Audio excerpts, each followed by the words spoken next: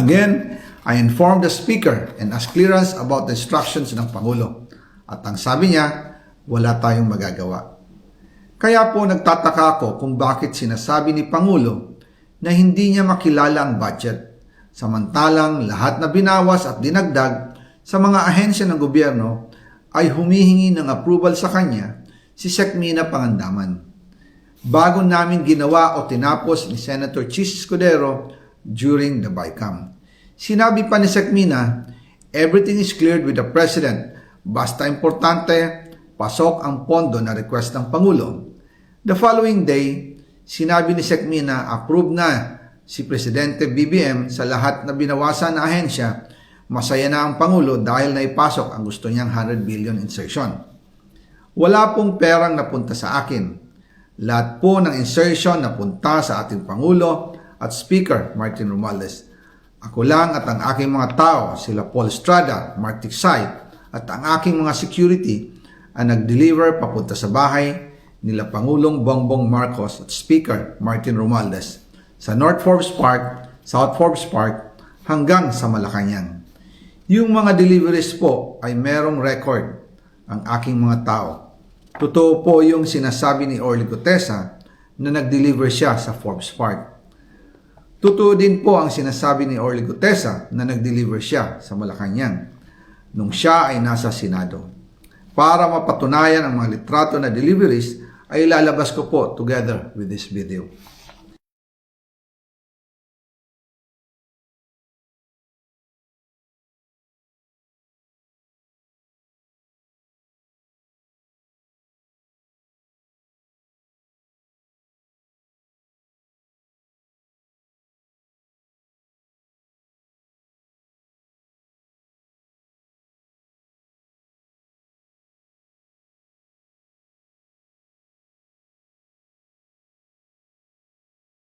After po ng approval ng budget sa General Appropriations Act of 2025, nagtanong po ako sa DPWH kung magkano ang kailangan na ibigay sa Office of the President o ang SOP na bigayan. Ang sinagot sa akin ay 25%. Ang ibig sabihin nito, 25% ng 100 billion ang SOP na kailangan ibigay kay BBM mismo. In total, 25 billion ang napunta kay Pangulong Bongbong Marcos. Kaya ngayon ay hinahamon ko si Ombudsman Remulla kung seryoso talaga siya sa mga sinasabi niya sa kanyang press release na idadamay niya pati si Martin Romualdez kung magbibigay ako ng ebidensya. Patunayan niya ngayon ang pronouncement niya. Imbestigahan niya ang fraternity Brad at ang kanyang kaibigan na si Speaker Martin Romualdez kung talagang tutupad siya sa tungkulin niya. Imbestigahan din niya si President Bongbong Marcos. Sabi nga ni BBM nung SONA, let's do it right at mahiya naman kayo, hindi po ba?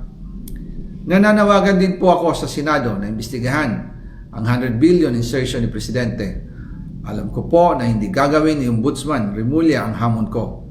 Pero magaling ang Senado sa imbestigasyon at ako ay naniniwala na dahil sa kanila, lalabas ang katotohanan.